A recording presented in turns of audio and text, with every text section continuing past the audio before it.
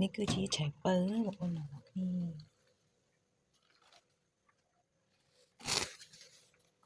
វ៉ាវវិញណាបងប្អូនទាំងអស់គ្នានេះខាងមីង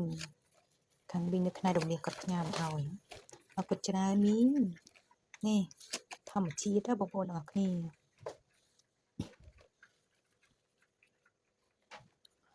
ធំ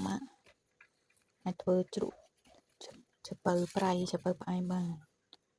នេះស្មារតីរបស់ខ្មែរមានផុសថៃមានផុសយូរណាគឺខាងផ្នែករមាសបងប្អូនខាងផ្នែករមាសគាត់ដាំខ្មែរយើងអាចធ្វើឃើញទេផ្លែពីប៉ុណ្ណេះសួស្តីបងអូននេះគឺធ្វើឆៃពៅផ្អែមយើងត្រាំអំបិលឲ្យវាស្វិតសាច់បន្តិច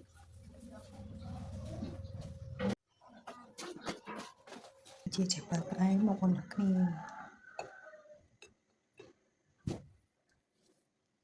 ឆៃពៅផ្អែមក៏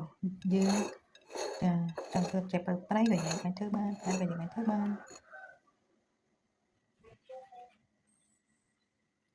ញ៉ាំជាមួយនឹងបបៃកងអូឆ្ងាញ់ណាស់